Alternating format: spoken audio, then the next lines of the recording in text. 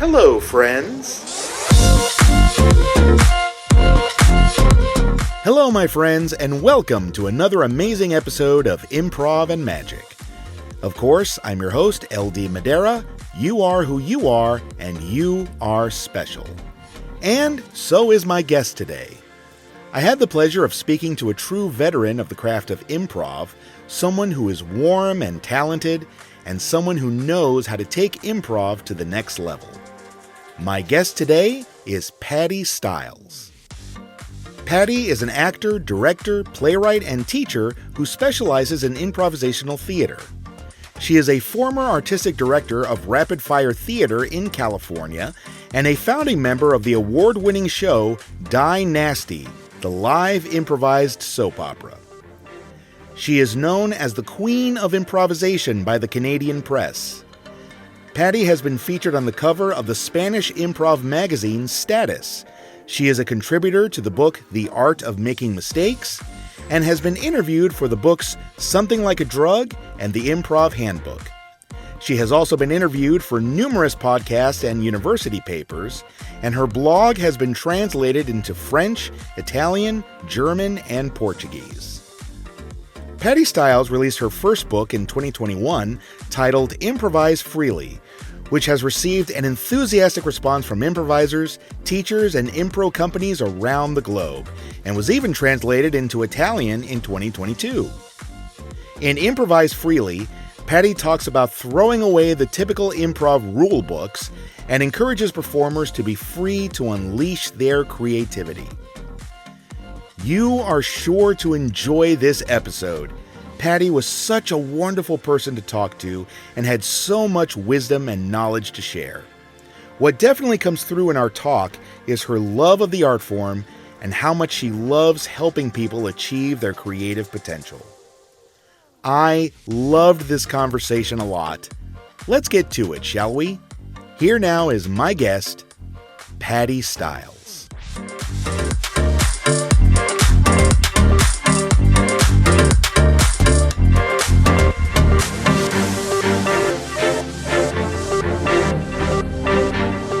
My friends, I am very happy to welcome today the lovely and super talented Miss Patti Stiles. Hi, Patti. How are you doing today?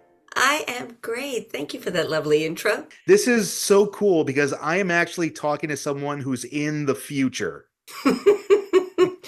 Yes, I'm in Australia and we are in the future. When New Year's happens, we actually celebrate New Year's Eve and then, go to bed, and I'll wake up and then there'll be on the news all the New Year's Eves around the world happening. So I'll have a day of hearing these reports of everybody else catching up to the year that I'm in. Wow. Are you originally from Australia? No. I was actually originally born in New Jersey, and then I lived in Newfoundland. I grew up in Newfoundland in Canada, and then moved out west to Alberta. Okay, that's quite a lot of traveling in your life. Yeah, a fair bit. And then I fell in love and moved to Australia. That'll do it. Uh-huh. I had a similar experience. I was born and raised in Miami, and then I met my wife who lives in Broward County, which is about an hour away from Miami, and that pretty much tells you all you need to know. It's amazing what we'll do for love. Absolutely. What was growing up like for you? It was great.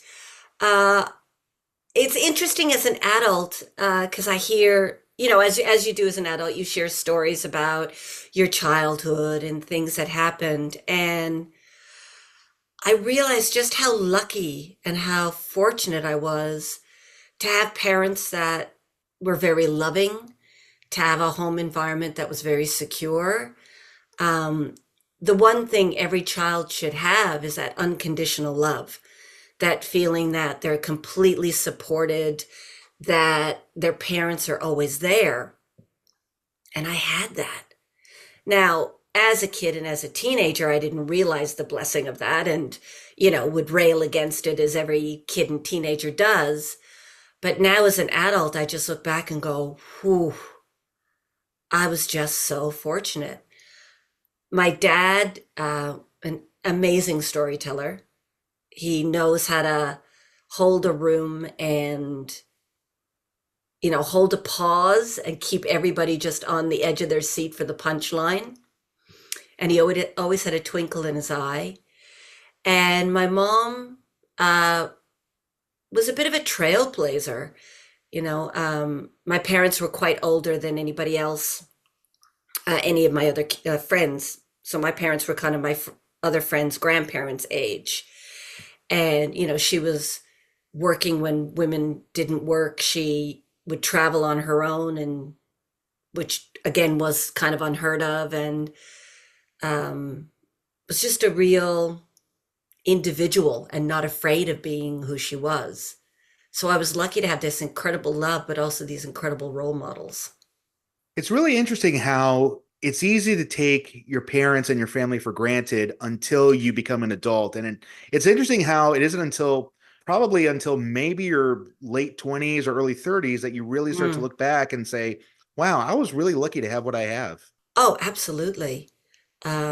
And then you start again, in your 20s and 30s, as you're sharing your life history with friends, and because when you're a kid, you're not really talking about your relationship with your parents unless you're kind of complaining to your other friends, oh, they won't let me do this, or that kind of thing. But I think when you get to your 20s and 30s, you reflect back a little bit more because you're trying to assess where you are and where you're going. uh, and that's when you realize, oh, right, what I assumed as what everybody had, my normal, my average, is not everybody's normal and average.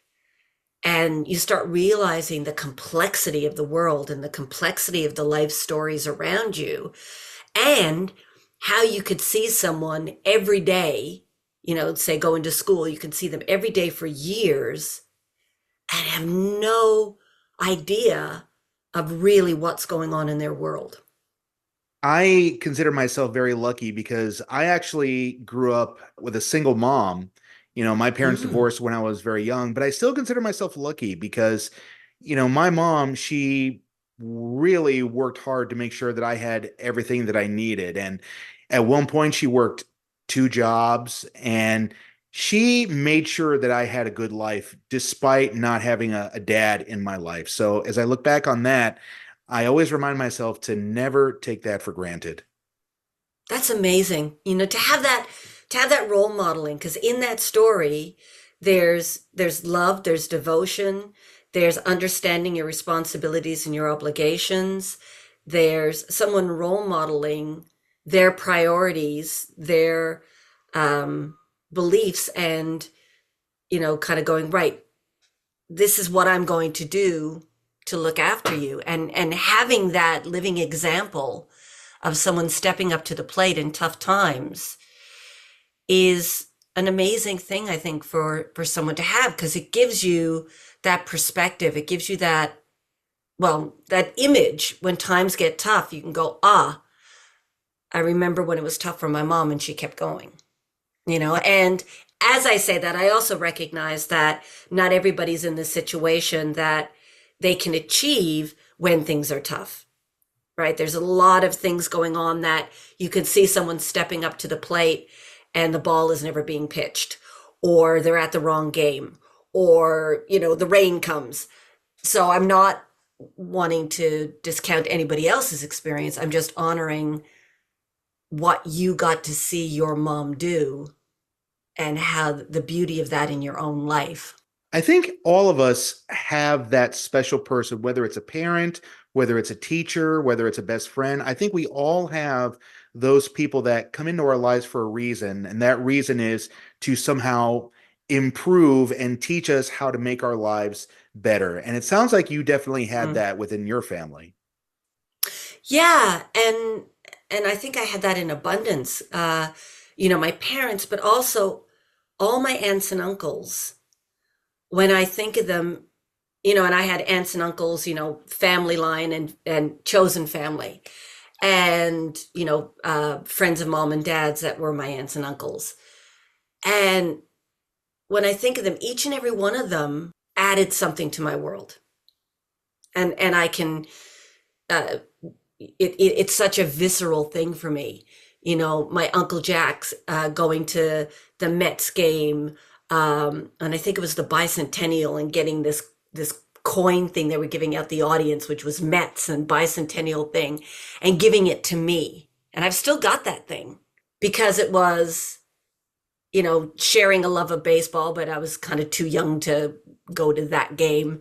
Um, and being thought of, and someone just kind of a gesture of, here's something for you. And, when an adult gives something to a kid, you never really realize how powerful that is.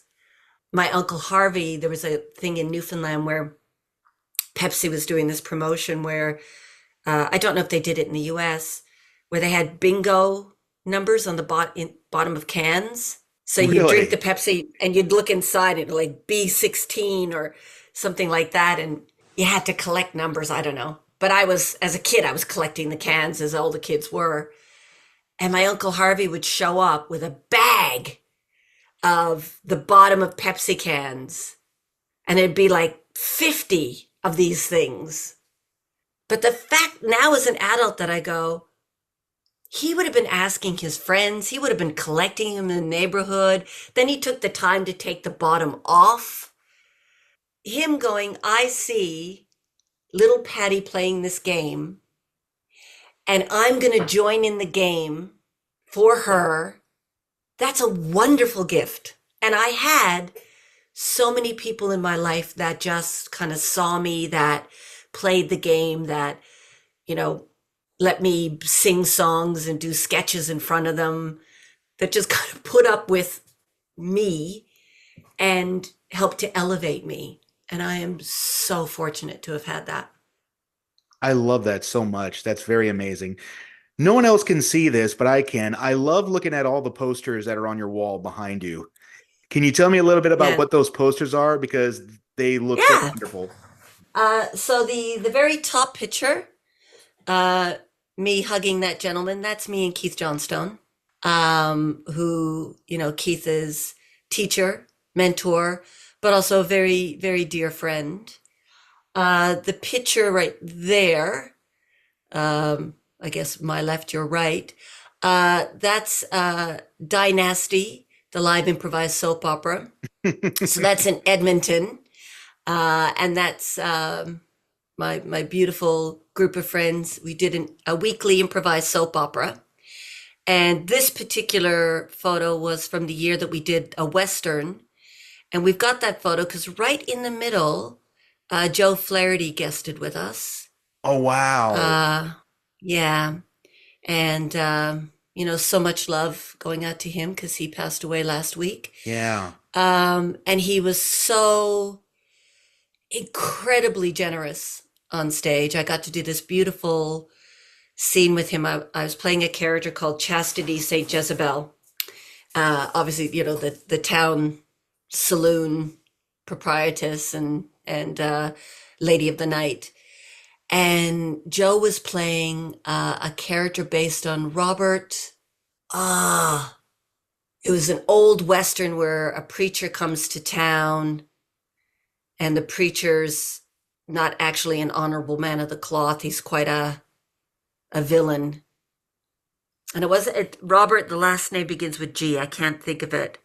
But Joe kind of looks like him, and very barrel-chested actor. So he was playing this preacher man. And I had this scene with him where I was kind of taunting him, and he was trying to find out where the gold was that I had under the saloon. And he was standing behind me. And at one point he kind of reached over and kind of fixed my top, because from the angle that he was at, it was a little bit more revealing. And it was just him kind of, trying to look after me.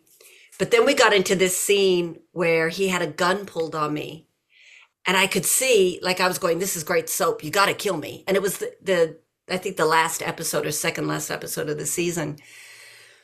But I could also see that he was doubting it because he's a guest in a show, so he doesn't want to kill one of the main cast.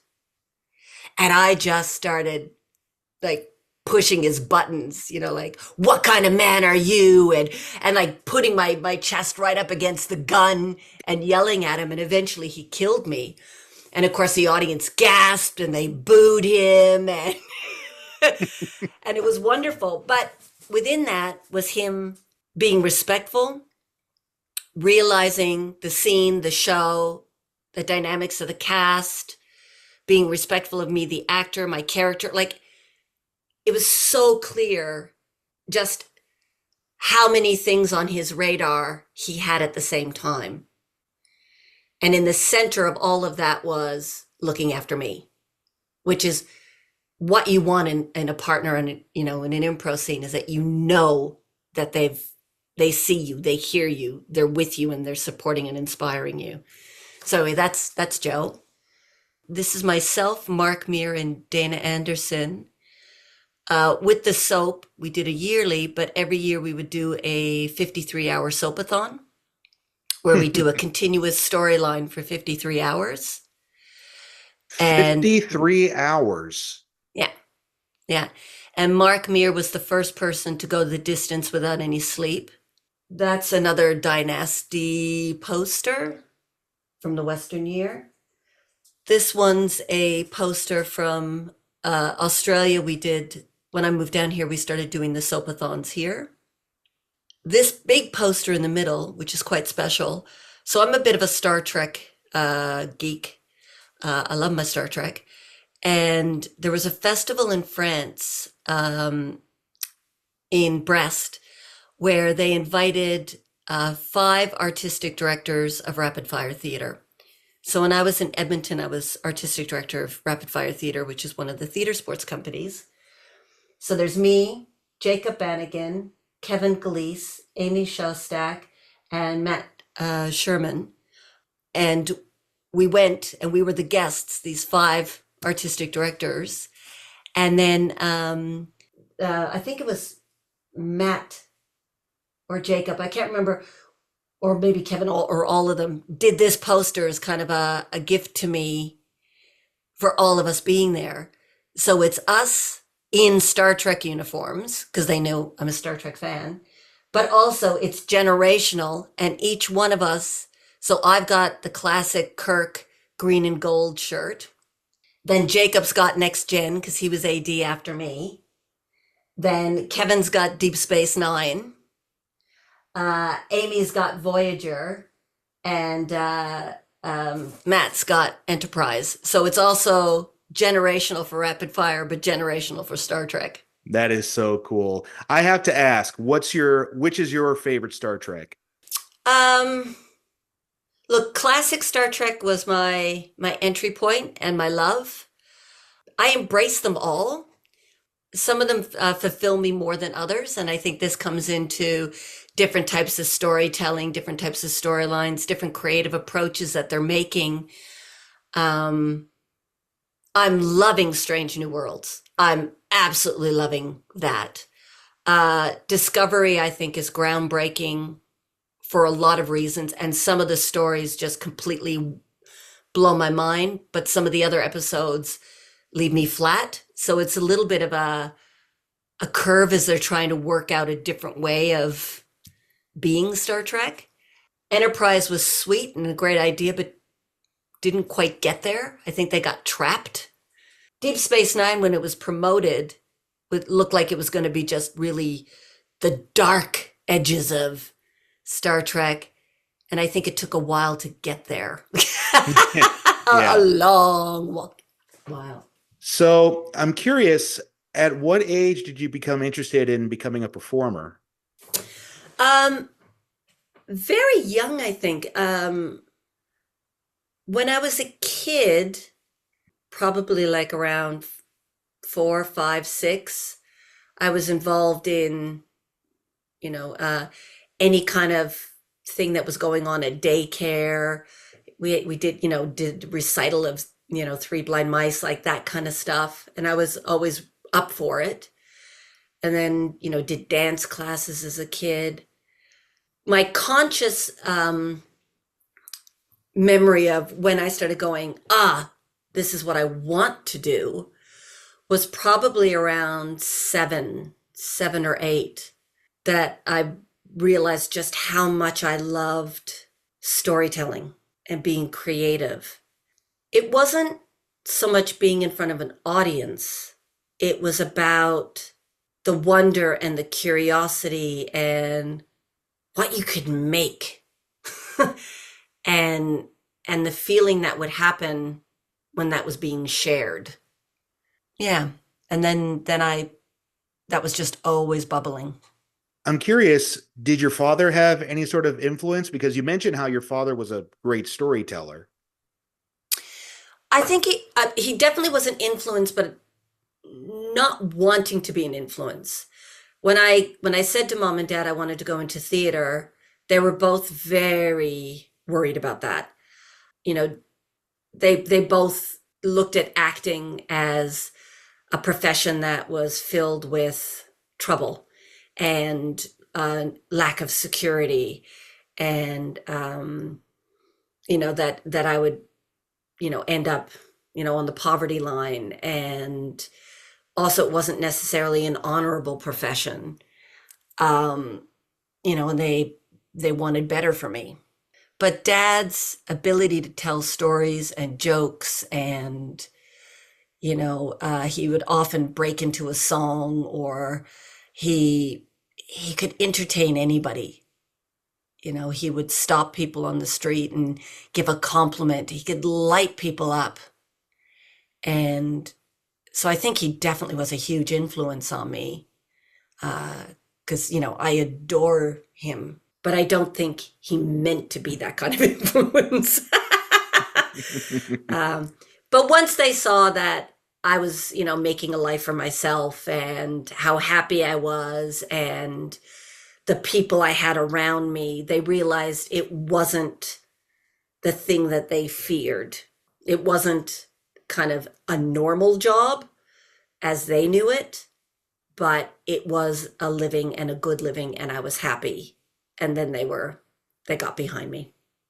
I think most kids who want to grow up to be in the theater arts kind of go through that with their families. They tell their parents, I want to be an actor. And their parents said, well, you need a real job, and I can certainly relate to that a little bit. Absolutely. That's exactly the response I got from my mom.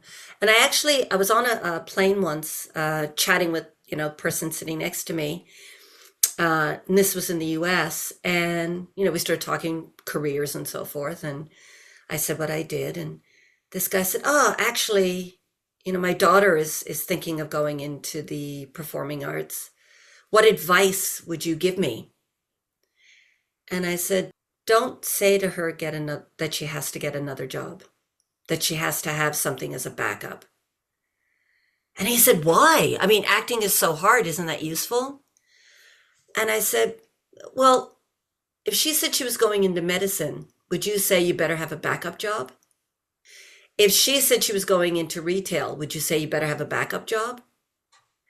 What you're saying is, someone says, here is my dream, and your response is, you're going to fail. And the look on his face was, because clearly he had already said this. I said, what's wrong with someone exploring their dream for 3 or 4 or 5 years? I said, if she goes to university and gets an arts degree, or if she chooses to pursue the arts outside of university, by the time she's in her mid-20s, late 20s, she'll know whether or not it's working for her. And if it is, she'll keep going. And if not, she'll move into another area. She'll retrain. She'll do that then. But you're actually telling her to do two things at once, and that she's going to fail. Let her explore. Support the exploration. Yeah, and you can certainly understand where parents are coming from, because when you're a parent, you want to make sure that your kids have a good life, they have a good future ahead of Mm-hmm. them, and you don't want to see your kids starving in the streets.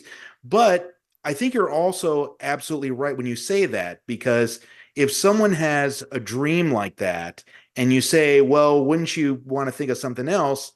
It is kind of like a big slap in the face. Actors get it. Magicians definitely get it. And it's Mm. always soul crushing. But it's also amazing to see the people who have had to go through that, but have been able to push through it and have been able to make something of themselves. Yeah, and I think it's also part of the entertainment industry is has presented itself and sold itself on an illusion. Very You know, true. Hollywood, everybody glamorous all the time and everything, living the dream or creating the illusion of what people want actors to be or want stars to be. Most people have no idea what actually goes on in the industry. Now, I don't actually know what goes on in an ER room, like the truth of what happens there. How much administration they must do and how much paperwork. But I would say I have more of an understanding of the components of what goes on in an ER room than most people know of what goes on in a production. And part of that is the illusion we create around the industry. So when a child says to a parent, I want to go into this industry, the parent they have nothing to grab onto to understand what that is. What they know is you become a success and an A-list star, and that's fraught with drugs and abuse and the paparazzi and you living behind a golden cage, or you're never going to get any work. All the like they just hear all these stories. They don't hear about the gigging actors in your own community that keep your local theater going, that are part of the union, that get a job and they go in and for 6 or 8 weeks or 2 months are working 8-hour days in rehearsal. Then they have a regular show schedule. There's a weekly paycheck. There's no awareness of that it's an industry like any other industry. So it's hard, I think, for parents to go, right, I'm going to support you in something I absolutely know nothing about, except these stories that seem so destructive. Yeah, parents only hear the extreme stories. They hear either the Mm. extreme positive story or the extreme negative story. And, there's never the middle part, which you described. People don't realize that the actors that are performing, community theater stuff or just local theater stuff, they are just as happy to do that as your big time Hollywood stars. Absolutely. And how many people are in the industry as well. And you don't fail as an actor if you're not Tom Cruise. If you're working and you're doing what you love and you're looking after your bills, you're a success. Like it's because you're doing what you love. So you're already successful. Unless you define success as money, and I define success as, kind of happiness. But it is an industry that has the power of decision making in, a select few hands. But then that's the same with the corporate world. Like every time I frame it, I go, it's the same as. When I started improvising, I was at Loose Moose Theater for maybe about 2 years, year and a half, somewhere in there. And, was involved in everything and up at the theater every day and, up in the lighting grid. And I was just loving it. And Keith Johnstone pulled me aside one day and said, do you like this? And I was like, yeah.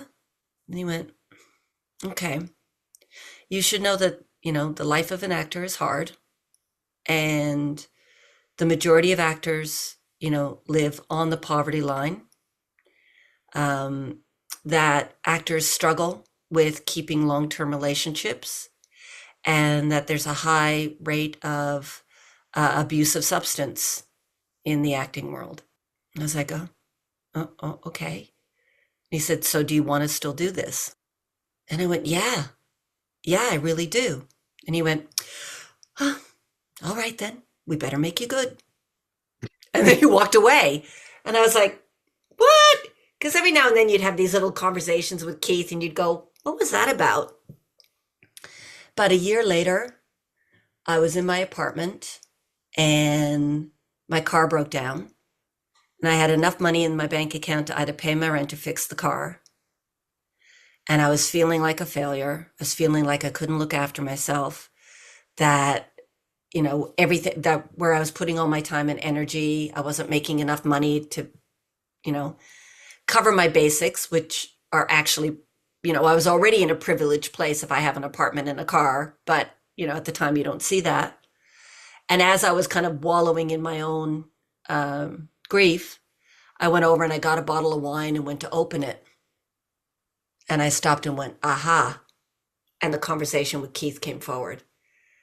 And I went, I got it. Yeah, I can have a glass of wine if I want to, but if I'm turning to wine because I feel, depressed about where I'm at, I've already started to link. Aha. Thank you, Keith. And there's been many times in my, career in the arts where that little conversation has come back to mind. It's like, I knew this was going to be hard, but I chose to do it anyway. So let's get on with it. And I think that's the conversation parents need to have with kids. Do you think that part of the problem could be that everyone may have the wrong definition of success? Do you think that could be part of the problem? Absolutely. I was doing a school show, an improv school show. And at the end, we're doing a question and answer. And it was a junior high or high school, I can't remember. And one of the kids said, are you successful? And, each one of us was answering the question. And I said, you know what? I think it depends on how you define success. I think right now, people let other people define success for them. So success is money, or success is power, or success is the big house or the fancy car, or success is whatever. Success is ... And if other people are filling in that ... for you, then one, I think the journey is going to be less fulfilling because you're chasing a goal that's not something you define for yourself. And I said to this kid, well, it depends on how you define success. If you think success is being an A-list Hollywood actor, then no, I'm not successful because that's not where I'm at. But it's also not something that I wanted. That's not the life I want. For me, I want to be a storyteller. I want to connect with audience. I want to embrace curiosity and wonder. I want my life to have the creative energies around it, the conversations with other actors, to go into the rehearsal room, to be on stage, to challenge, to try, to explore, to fail, to learn. The arts are about something other. And, which is why I think people are drawn to it. You don't retire when you're an artist.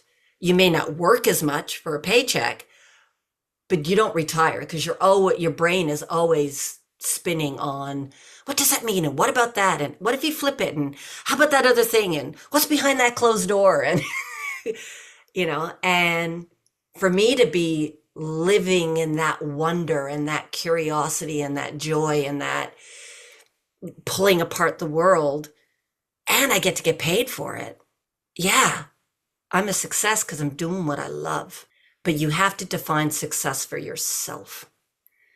And if success for yourself is, I work 4 hours a day, I pay my bills, and I get a lot of free time to chill, great. Don't let anybody else's definition of success get in your head. You're happy. Mission accomplished. So I think the problem is other people identifying it for you. And that starts in school, I think. Yeah, and social media doesn't help either. Man, that's fucking up people's brains. Being any kind of performing artist coming out in the industry now, having to deal with social media, the amount of, free labor that artists have to do to promote themselves. Yeah, my niece is a recording artist. And when you think of 40 years ago, a music artist would get picked up by a label and that label would produce you. That label would amplify you. That label would sell you.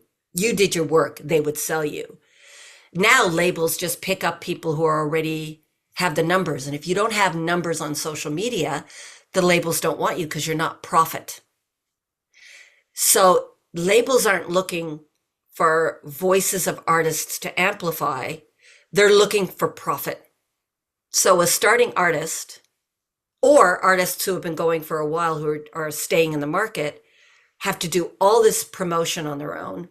They have to generate the material, promote the material, navigate the algorithms while they're still trying to make their art and get that out there. Streaming services have reduced their income from being able to sell music because people can stream it for free, so they're not purchasing music. Merchandise is being stolen online. Artists are seeing their work on other people's t-shirts, and they've got no course of action for that. It's a mess. Yeah. Yeah. As Canadians love to say, it's a shit show. And I think the other problem with social media, and it kind of goes back to what we were talking about earlier, is that it also makes people think that not only can you be famous, but you can also be famous tomorrow. And everyone now wants that immediate success. They want to do that one video and put it on TikTok, and overnight it's got 1 million views. And now, congratulations, you're a celebrity. Yeah. Which means people are creating content. I was going to call it art, but there's a difference between art and content. They go hand in hand. Art is content. Content can be art, but also there's content that's not art, and there's art that can art not be content? I'll have to ponder that one. But there's people generating content because they want reaction. Now, art is about the audience response, but the response is thought and feeling and engagement, and to have the audience see something from a different point of view, or it's not just like dislike. It's trying to connect with perspective and humanity and awareness. And I think what we're talking about is actually something that's happening in the improv community as well. There's a lot of improv work that's simply about getting the like. It's not, there's no perspective or awareness about what you're creating, why you're creating it, how you're creating it, who you're creating it for, and what kind of response you want from the audience or you're seeking to create. So there's a lot of content, but there's not necessarily a lot of art. So were you absolutely certain that being an actor was the one thing that you wanted to do with your life? Yeah. Yeah. The other two areas that interested me was psychology and archaeology. But when you think of it, psychology and archaeology are kind of, you could see the connection to arts because it's story, it's humanity, it's curiosity, it's how do we tick, what do we do, where do we come from, what's happening today. So it now, as an adult looking back, it's like, it doesn't surprise me those were the two other options. So how did you discover improv specifically? So I went to high school in Calgary, Alberta, Canada, which is out in the prairies near the Rocky Mountains. And I went to a school called Bowness High School, go Trojans. And I kept asking people, asking teachers, I want to go into the arts. I want to be an actor. What are the courses of action? And the response I kept getting was, well, go to university. But all the autobiographies I had read of actors and famous actors and, actors I respected, that wasn't the course of action they took. They would talk about going to auditions and training and getting agents. So there was this disconnect between what I heard people in the industry doing and what I was being told to do. And not that a university program is a bad thing, not at all. But the way I learn and process is much more in the doing and the experiencing instead of the sitting and being told. That's just me. Um, so there was a work experience program being offered, where you could say, here's the field I want to go into. And then the school would see if they could find a placement in the industry. And then, as kind of your hours for a subject, you would go and you would work at this place. And that way you'd get some inside information if that's what you wanted to do. So I said, well, I want to go into theater. And, by just luck, I don't know, divine intervention, however you want to call it, the Loose Moose Theater Company, which was the theater company that Keith Johnstone was artistic director of, was accepting people for work experience program. So I got placed there. And within a week of being there, I was like, I have found my home. Everything made sense to me. They were doing what I wanted to do, which was explore, question, try, connect with an audience, create work that was memorable, approach work from all these different points of view, masks, stilts. The theater was just alive with imagination and curiosity. And everybody was really kind to each other, and it was fun, and we enjoyed each other's company, and it was a pleasure to be there.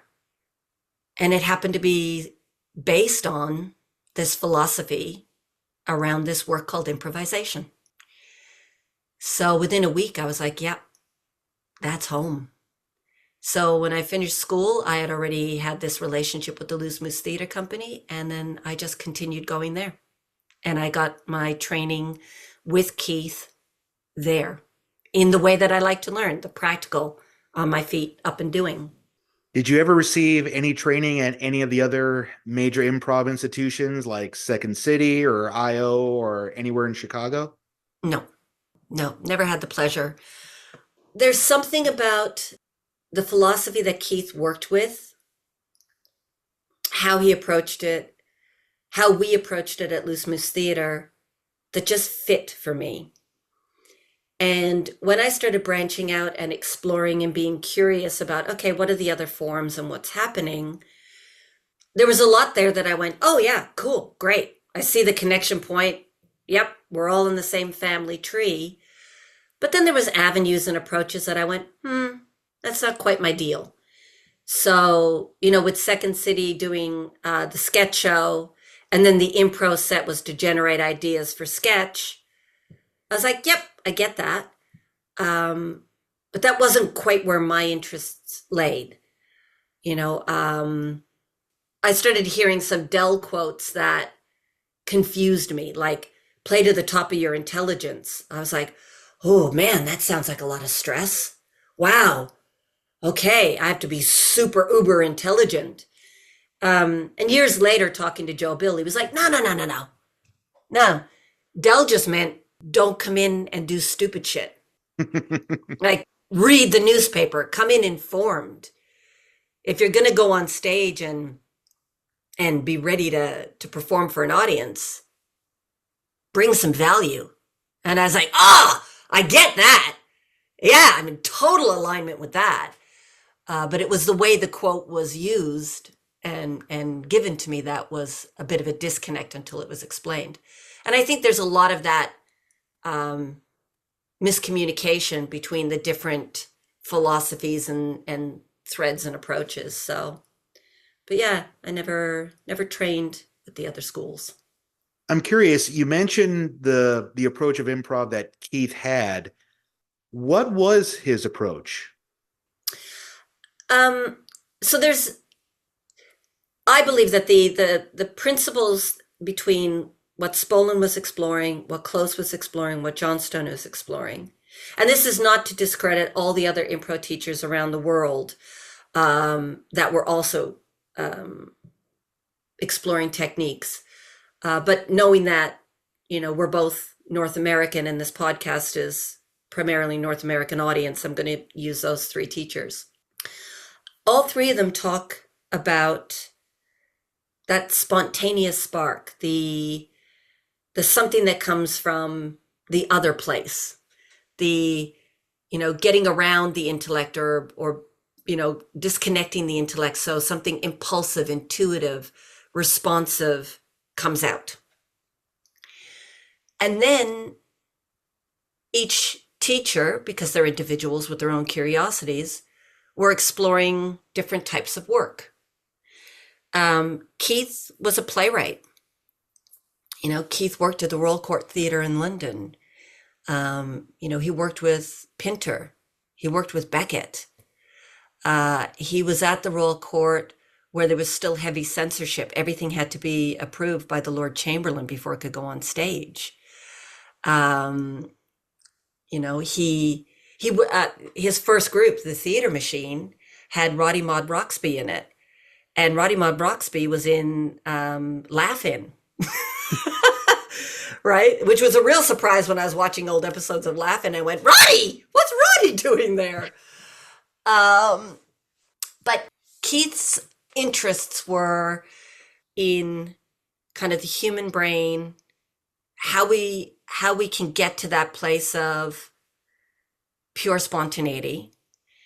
Then he was endlessly fascinated by people, how we relate, interact, respond, and how can we bring that authentically to the stage? Because so many actors look like wooden statues. He used to call it museum theater, where they're speaking brilliantly, but nothing looks real. Because the minute you get in front of a group of people, it's a survival technique for us to kind of hide our individuality so that we can't be thwarted. So we don't have natural status play. We don't have natural attitudes and responses and interaction, because that's all too revealing. But that's what the actor should be doing. So we'd be doing a lot of that in our improvisation work. And then there's the storytelling. How do we create something that's worthy for an audience to come? Yeah. We never took the audience for granted. Never. It was about them. And Keith used to remind us, this is 2 hours of someone's life. This is their hard-earned money. Instead of spending that money on something else, they've chosen to come to see us. We can never be arrogant about that. So, what kind of stories are we telling? How do we make the audience feel, think? Can we promote, if you want to promote change in the world, well, we've got a voice on stage. Can we have audience members walk away going, oh, right, yeah, hang on. Why aren't I recycling, or, whatever comes up in the theme, but not to be soapboxing, but I guess to play to the audience's intelligence, to try to mix schools and quotes. And all of that to me was endlessly fascinating. I think in the other schools, there was different approaches, different creative aims and ambitions that were being worked on and explored. And because I wasn't, I haven't worked with Dell, I haven't worked with Spolin, I have my assumptions from what I've seen of the work as it's progressed, but I can't speak about what it was like to be in the room. But with Keith, it was that. So we would use improvisation in scripted plays. We would use improvisation with children's shows, where we would have kind of a story spine, but we'd be improvising the dialogue. We would do parades, and we would do, characters, out in street festivals and things. We would do mask work. We would do it was constant exploration of theater and the tools of storytelling to bring something to life, to make this memorable experience for the audience that came out of what happens in the room when you bring all those components together. And the Loose Moose Theater, at the time it was the Simplex, so the Loose Mooses moved different buildings. So this was the Loose Moose Theater Simplex, which sat 250, we had 250 seats, and we would sell out, and it was the public. It wasn't 250 improvisers and impro students. This was 250 paying public that would come. Yeah, it just magical. Do you remember the first improv show you ever did where you just told a story and created a scene out of nothing, and you remember getting that first rush of adrenaline, like, wow, we just created this story together? That's a great question. It's wonderful. You asked the question, and so many images and moments. Popcorn. That's what I'm here to do. Yeah, you're doing it well. You know what I'm realizing? All the things that are popcorning in my brain are moments that I've learned something, not moments that I succeeded in something, which I think is quite fascinating because the learning moments are very powerful. Um, no, I can't recall a moment that I'd go, this was the first moment that I went, oh, it worked. I did it. I can recall, the first improv class I went into. I can recall different experiments or moments on stage where I had an interaction with a player where my world opened up a little bit more.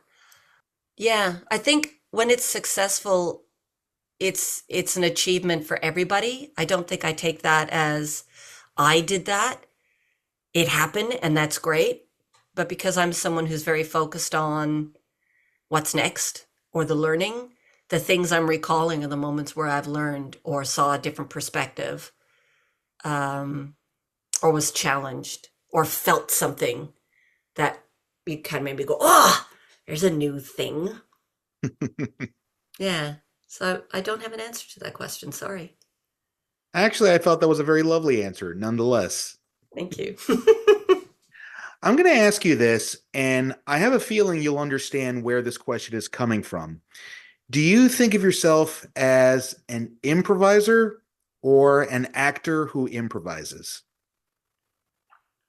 I think of myself as an actor, and I wish people would understand that improvisation is acting and that we shouldn't have to define them as separate skills. Um, an improviser is a storyteller. An actor is a comedian. An improviser is a comedian. An actor is a storyteller. It's all the same. But in the world we're in and how improvisation is viewed within the performing arts community, we do need to keep that word present so that people understand it is a valuable skill. So if I could, I would just say actor and everybody would know that that included improvisation. But because they don't, I say actor and improviser or improviser and actor. I wholeheartedly agree with you. But why do you think that is, though? Why do you think that improv is always kind of looked at as actors' misfit brother? Why do you think that that always tends to happen? I think there's quite a few avenues. One, because improvisation is so scary. Well, for some people, improvisation is so scary that I think a lot of actors don't want it to be recognized as a skill in the tool belt because they're terrified of it. So they'd rather it not be a part of the tool belt. I think another part of it is actually the improv community has created a problem for themselves in the fact that often improvisation has historically there's been a lot of situations where improvisation has relied on very base humor, that anything stupid is acceptable, that you can go on stage and pick your nose and hey, that's improv. It's like, well, no, that's actually a person in panic to be funny and they're trying desperately to get a reaction. That's not improvisation. That's a person who's terrified in improvisation and we need to help support them with skills. Yeah. Mhm. There's also been a lot of improvisation that's really hard to watch, just like there's a lot of acting that's really hard to watch. But in the acting community, if there's a play that's not going well, people go, ooh, yeah, that production didn't hit the mark. That struggled. In improvisation, we want to say, everything's great. It's like, well, no, it's not. Yeah. It's great that you're giving it a go. It's great that you're trying, but not everything works all the time. It just doesn't. So, you know, the acting world goes to an improv show and they see something that's crap, and all the improvisers are going, "It's amazing, it's brilliant." And the actors are going, "No, it's not." So we've created a problem for ourselves because we're not willing to kind of be realistic and honest about our own work and to have, I'm going to say, standards and criteria. And when I say that, that still needs to be defined by the artists themselves, the group themselves. It's not up for me to say what kind of improv you should do, but it'd be nice if you had an idea of what kind of improv you're trying to do and whether or not you're succeeding in doing that. But often those questions are not asked. There's a lot of improv companies that start because people take a class and then they get together and they do what they've done in the class and they just keep repeating what they've seen other people do. So we're not educating people to be artists so they're just mimicking what they've been told improv is, but what they're mimicking is games and exercises they've been taught. They haven't been encouraged to think or to process or to explore. A lot of improvisation schools don't even talk about where the quotes come from, or this game, comes from here, or here's a technique that comes from here, or there's these different schools of thought, or, have you ever heard of Dario Fo, or have you ever heard of Commedia dell'arte? Or so sometimes we don't even respect ourselves in what we're doing. And then that comes out on stage and it comes out in the work. And it can come out in an arrogance around our work. And that starts drawing lines in the sand and battlefields. I'm this, you're that. If you're on stage and you've got an audience and you're creating a show, you're an actor. I think probably one of my biggest pet peeves in improv is not enough improvisers see themselves as actors. And you can tell very easily who they are just within the first 10 seconds of whatever show, whatever piece they're doing, and I'm always of the belief that improv could be so much more. It doesn't just have to be, hey, let's just be crazy plumbers. It could always be something more, It always can. And in many pockets of the world, it is.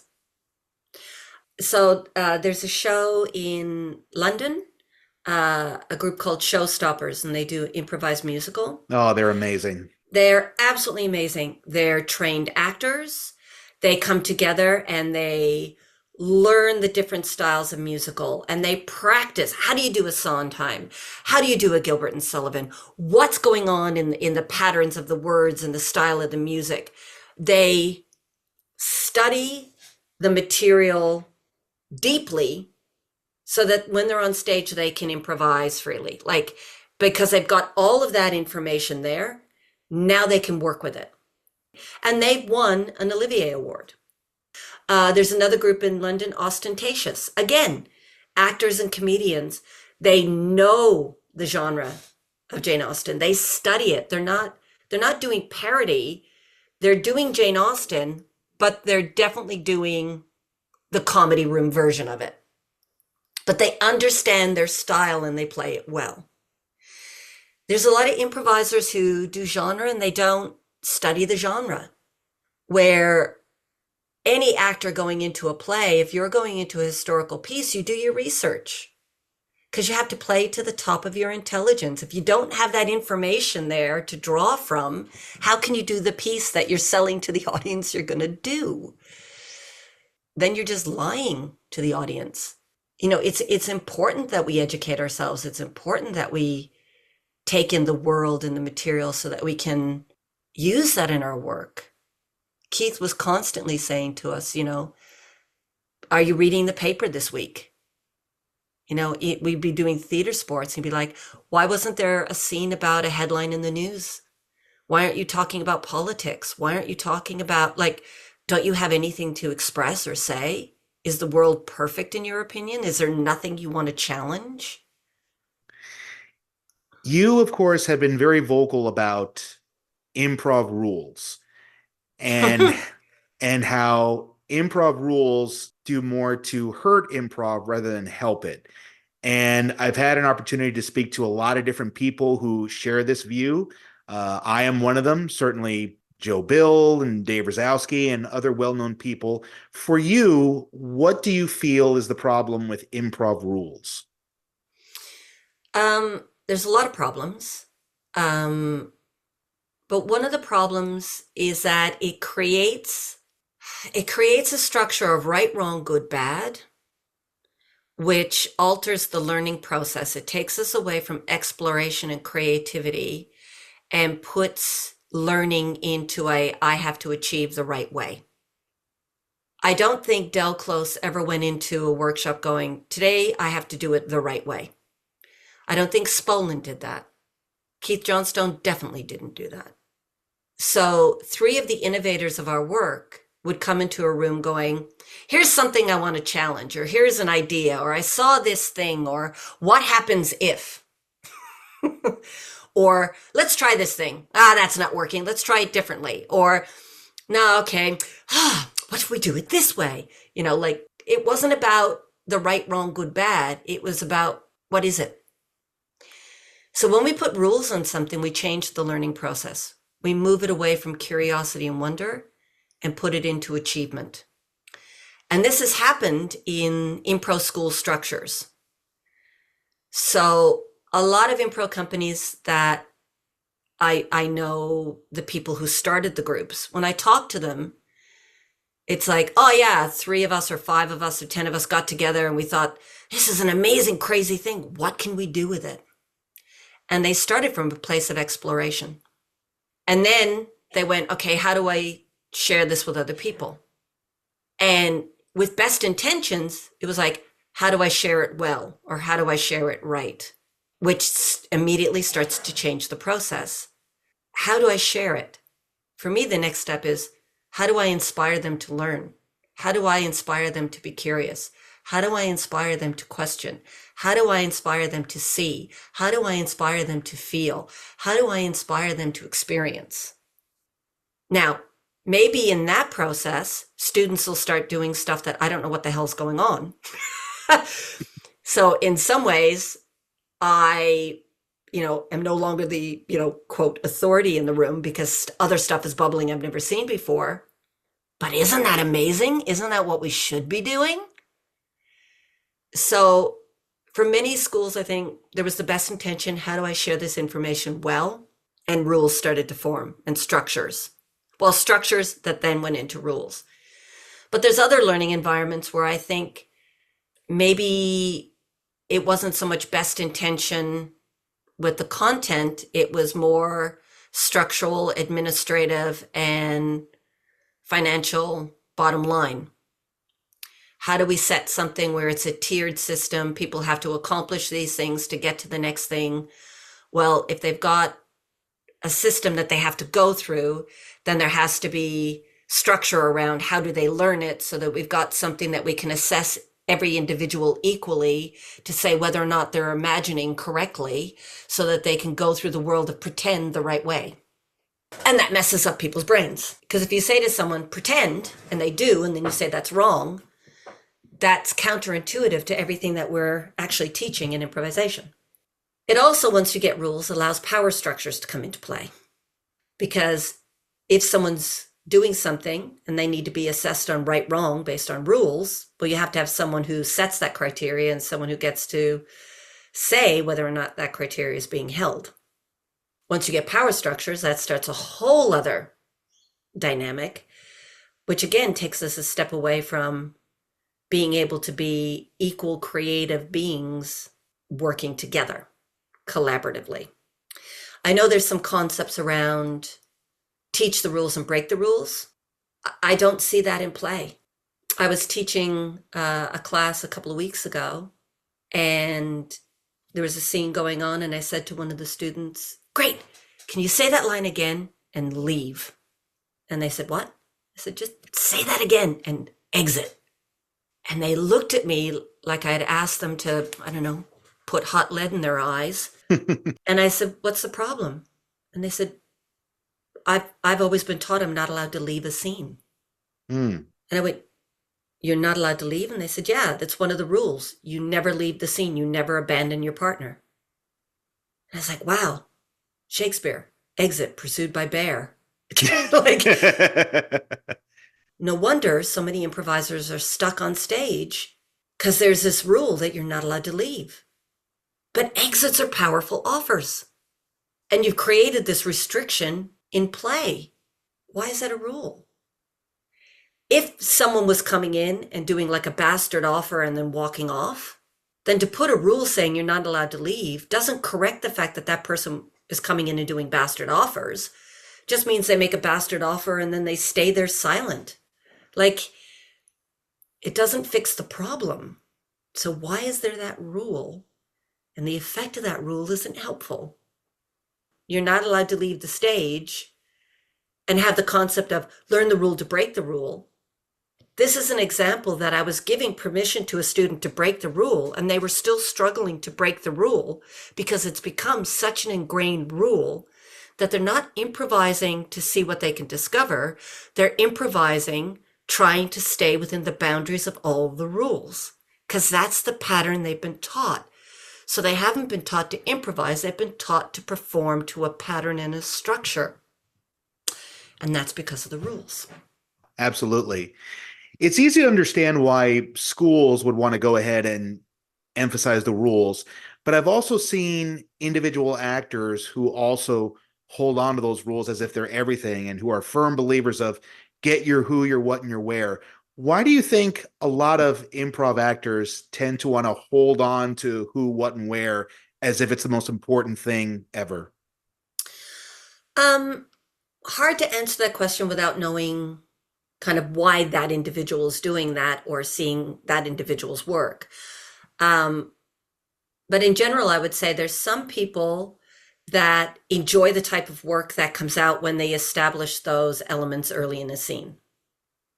So if those elements are established, then they've got that material anchored, and then they can play within the world that's created with that information. Great. That's your style, that's your flavor.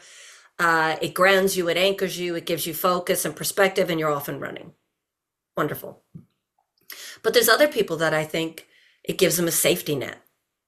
Now I know what I'm doing. Mm-hmm. And there's a difference between going, I've got information, let's play. Now I know what I'm doing, I'm safe. Yeah. And improvisation by nature is risk. So if you're doing things to say safe, predictable, that you know exactly what you're doing, or I get this, then I do that, then you're using improvisation within a structure. Are you truly free-form improvising? Not really, because you've got expectations on what will happen and what will happen with what has happened and what we'll do with the things that have happened. So you're slotting things into a process. And that's fine. That's a style. But if you're doing that because you're afraid of letting loose, then I'd encourage you to try something other so that you're not restricting your own curiosity and wonder and abilities, because you're holding yourself back. If you're doing that because as a group you've gone, we're doing a murder mystery, so therefore we need these components to get to the point with the detective, then you're stylizing a show, but you've made creative decisions about how to reach an end objective, which is to create a murder mystery that's satisfying. But I think for some people it's giving a false security that I've got this is what I do, don't challenge the thing I've learned. We should always be challenging the things we've learned. Yeah, I absolutely agree. And I also have my own little theory. I think in addition to everything you said, I think a lot of times improv actors hold on to the rules because I think there's a bit of underestimating the audience that goes on. I think there's a lot of Yeah. improvisers who feel like, well, most likely this audience has never been to an improv show before. So we kind of have to hold their hand and help them understand that this is a make-believe world, but it's still acting. What do you think about that theory, that there's a lot of underestimating of the audience that goes on? Abso-bloody-lutely. Uh, and how sad that is. I don't think the creators of Black Mirror went, okay, the audience has never seen this type of show before, so we really need to hold their hand. No, they went, how do we scare the shit out of people? Exactly. Yeah. Right? The audience doesn't need hand holding. The audience needs honesty in advertising so they can choose what shows they're coming to, so that what they sign up for is what they're getting. They need the pieces of the puzzle to follow what you're creating, but they don't need hand holding. The audience is usually 2 to 3 beats ahead of us. And because they're the audience doesn't mean that they're not creative. What we're seeing as improvisers on stage, they're seeing even more clearly. They have no stress and pressure on them, so they're picking up on all the offers. And their imagination is already spinning possible storyline, possible connections, possible threads. Consciously, they may not be aware of it. But if you stopped the show and said, what's going to happen next? They've got an answer because they've been paying attention as we have. But in some ways, they've been paying attention better because they don't have the pressure of, what am I going to say? What am I going to do? Where's the story going? They're just in witness, embrace, absorb mode.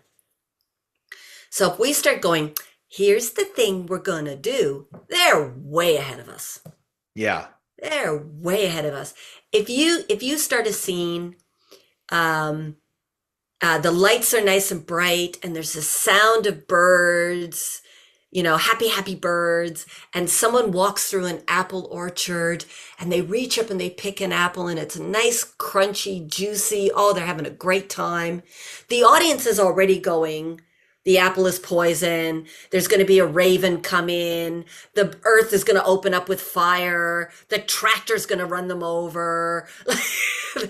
because you've started in such a positive, they instinctually know it's either going to get better or worse. Right? So the examples I gave were on the worst. It might also be a bird comes down and starts to sing a song. There's a worm in the apple that starts to sing poetry to you. Your lover appears. You find a chest of gold. It's the improvisers that get stuck because of the fear of failure and the desperation to succeed. And rules and structures help alleviate some of that, because if the scene doesn't work, you can kind of blame the rules. You're not accountable for your own decisions. You're not accountable for your own work. You're not accountable for having to be in a place of anything can happen. You're in a system that you follow. And that's a different type of creativity. I would say it's a condensing of the creativity. Now, the who, what, where is interesting. I was talking to Norm Hiscock, and Norm Hiscock is a writer for quite a few shows. I was going to name one, and I'm not going to because I could be wrong. But if anybody's curious, you can Google Norm. And Norm's actually a Loose Mooser. So he was at the Loose Moose Theater, and I was asking him about the who, what, where, and he said, oh, well, that's a device for writers. So in particular with Second City, they do the sketch set at the beginning. And then the second half, when they were improvising, establishing the who, what, where early. And it allows for writers to take that material and use it because it's a good writer's technique. So when I heard that, I went, oh, well, that makes sense. If you're improvising to generate material for that aim, then using that technique supports what you're trying to achieve in that work. It gets you there in the world of what you're doing. But if you're doing a mystery or, a murder mystery, as I said earlier, if all of that is established at the beginning, it actually makes it difficult for the murder mystery because you've solved the mystery. Right? If you're doing an Edgar Allan Poe, the Pit and the Pendulum is all about not knowing where you are. So there's different tools and different techniques for different types of exploration, for different types of creativity, for different types of work that you're trying to create. The rules formulate it all into one thing, and that's not the truth of what we do. And the audience also isn't stupid either. I mean, they get it. They understand what we're Yep. doing. Like, one thing that I love telling students is that if you do a scene and someone from the audience shouts out as a word of inspiration, race car, and that inspires your scene to be about, we're rushing into this relationship too much. We need to slow down. We don't know our priorities. I not once have ever seen an audience member stand up and say, wait a minute, where's the race car? The audience understands. They get what's going on. And even if they don't Absolutely. understand, they really do enjoy what they're seeing. Yeah. I think, if you got race car and you ended up having ice cream sundaes and then walking out into the woods and finding a dead body, and one of you turns into a vampire, the audience might be going, why did you ask for a race car? Because there's no connection. So if you're asking for something for the audience, I think we need to honor our partner, the audience, and honor their offer. And a lot of improvisers will ask for suggestions and then completely blank them and not use them. So, Keith would say with them, why are we asking for suggestions? Like, if it's a great scene, the audience doesn't believe that person wasn't a plant. So if you're getting suggestions to prove you're improvising, it's not going to work. If you're getting suggestions to inspire your imagination, well, then ask questions to get things that will inspire your imagination. And then if you accept the suggestion, use it. So in the example you gave, the audience would completely get that connection. In the example I gave, they'd be going, huh?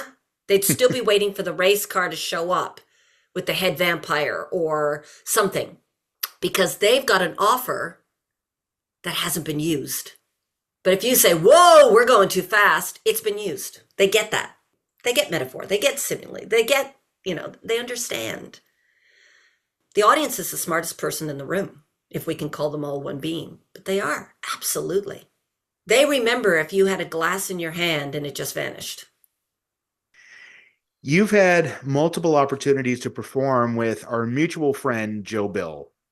He's someone that I love dearly. He's been on the podcast, and I always love seeing him. What has your experience been performing with Joe Bill?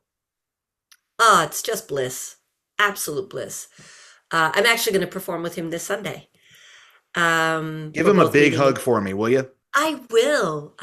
We're performing at the Auckland, New Zealand Improv Festival. So we have a duo called Our Play, which started because we were both going to the Out of Bounds Festival in Austin. And I had someone walk up to me at the opening party. This guy walked up to me. He said, so you're the Johnstone chick, eh? I was like, well, yeah, I've worked with Keith. Yeah. Huh. Yeah. Well, let's see what you got. And walked away from me. And I was like, what the hell? Like, what kind of gauntlet are you throwing down? What's that about? Was he a producer from the 30s? Yeah, really, right? And then people kept saying to me, oh, Joe Bill's coming. Joe worked with Del. I was like, cool. Huh? But he worked with Del. Like it was some warring faction I should be afraid of. And what I didn't realize, Joe was getting the same thing. People were coming up to him and going, Stiles is here. Worked with Keith. So we were at a party and Joe walked up and said, I'm Joe. I said, I'm Patti. He said, you want a beer? I said, yeah. We sat down with a 6-pack and chatted for like 3 hours and became good friends. Because really, we're doing the same thing at heart. We've just got different tools and applications, and we were creating different work, right? So when we work together, because we've got the same foundation, and this is where it comes back to that, Del was getting his students to be spontaneous and in the moment and responding from what was there, just as Keith was. There's the connection point. Then what tools, what type of work you're creating That's the next level. That's the exploration once you've got the tools in place. So when we play, there are perspectives and approaches and tools and ways he sees the scene that's different from me. But that's exciting for me. The first time we did our play, we decided we'd do the first half where he'd put me through a Dell experience, and the second half I'd put him through a Johnstone experience. And there was this moment in the first half where he walked down on stage and he put two chairs and he sat in one chair facing an empty chair, and he started talking to my character. And I was off stage going, am I supposed to come in? Am I, what? Because he didn't give me a nod and he didn't look like he was waiting for me. So I was like, this is cool. You're talking, okay. What is he doing? And then midway through the conversation, like he asked my character a question. No, he made a statement and then he got up and he left, but left the two chairs there. And I was like, that looks like an offer. So I went in and sat in my character's chair and I started replaying the conversation, but now from the other character's point of view. So all the things he had said, I was now giving the reaction and response to. And out of the corner of my eye, I saw Joe in the corner with this very confused look in his face, like joy and confusion. And I thought, uh-oh, I don't know if I'm doing this. I don't know. Is this right? Is this wrong? Don't know. I'm doing it. So after the show, I asked him about it. And he said, well, often when we do that, I would do the first half of the conversation and you would do the second half of the conversation. But you came in and you replayed the first half of the conversation from the other point of view. And I was like, oh, well, from my point of view, the first half of the conversation lacks value unless you get the character reacting and responding to what was being said. Because reaction and response is the value of what's being said. How does it make someone else react? How does that change someone? It wasn't the next part, it was the reaction to. And we started to see that we were seeing the same thing, and these were our different points of view coming in. And they both worked with the offer. It was just where our impulses drove us to work based on the tools and the experiences we had. Wow, that's so amazing. That's really amazing. I can't talk highly more about Joe Bill. He's an absolute wonderful performer and teacher. Yes, absolutely. And we like to call each other on shit while we're performing. So if Joe goes off into kind of psychological land and off on a monologue, I might do something like leave the stage to see if he's even noticed I've gone, or something like that, which is just a playful thing of, yeah, I get you're in your bubble, but you've lost track of me. Be in your bubble, but don't take your eye off me, because I'll leave, or I'll die, or I'll do something to get a reaction. And Joe will do the same with me, right? If I'm just, relying on emotions and kind of not necessarily paying attention to what was said, he'll call me on it and I'll be like, yeah, okay. Yeah, there's other stuff here. And it's an absolute pleasure to work with him. Like I was saying with Joe Flaherty, I know I'm on his radar, and I know he is there with me in the fullness of who he is and the fullness of that moment, whatever that moment is. I love that so much.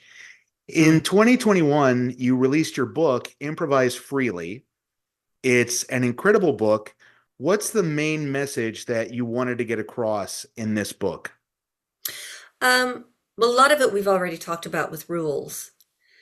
But I think for me, because I was having all of these experiences where I saw students locked up saying, I can't do that because of the rules. Some people would break into tears when I'd say, no, there isn't a rule. The anxiety and the pressure and the limitation around students. And then I realized also the power structures at play, that a lot of students are being manipulated by power structures. They're being manipulated by rules. They're being coerced. They're being belittled by rules. Not everywhere, obviously. Not every teacher, obviously. Not every school, obviously. But it's happening. And one of the things that these students don't have is perspective and knowledge. And for me, knowledge is power.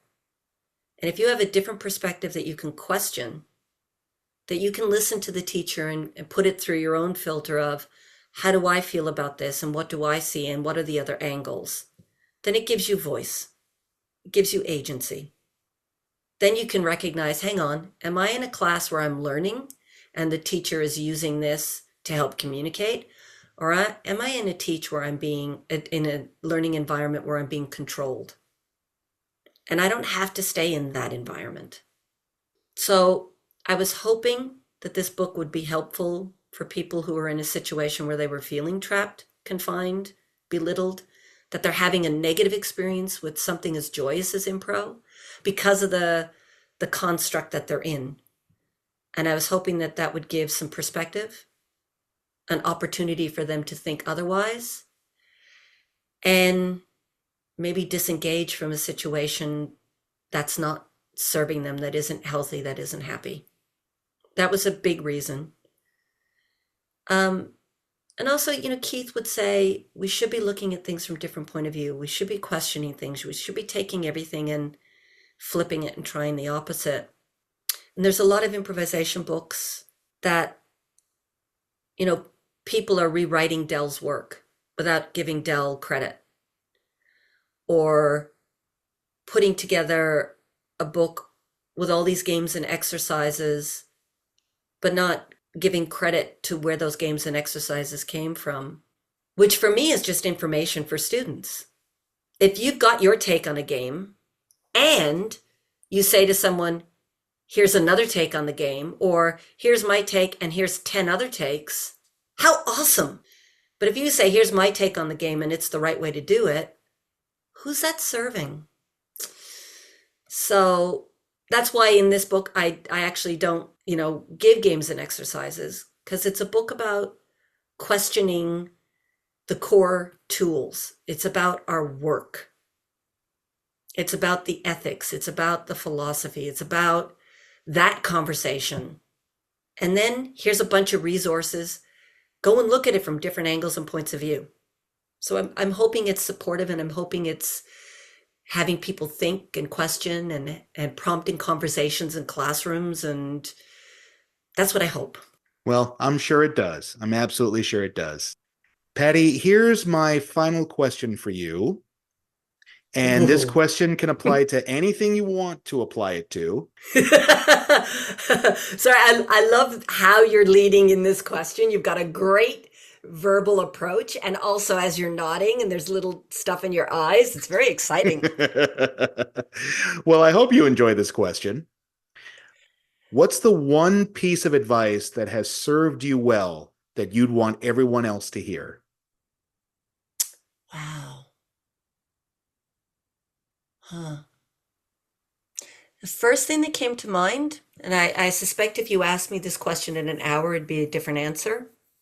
But honestly, the first thing that came to mind as you asked the question was, there's no one in this world like you, so be you.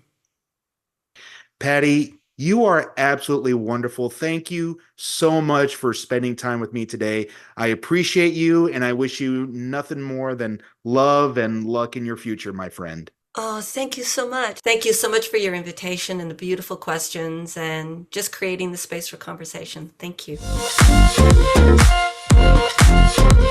What an amazing conversation. I hope you were able to hear the huge amount of love from everything Patti had to share. And I hope we all learned from her many pieces of advice on letting our creativity fly. Big thank you to Patti Stiles for being so generous in speaking with me today. I highly encourage you to learn more about this fantastic person by visiting her website, pattistiles.com. And be sure to also pick up a copy of her book, Improvise Freely, which is available at Barnes & Noble, Goodreads, Book Depository, Bacchus, and Amazon. Thank you once again, my friends, for spending time with me today. I enjoy every moment we share together, and I hope you do too. Don't forget to rate and review, and don't forget how special your creativity is. I'm LD, and I'll catch you next time right here on Improv and Magic.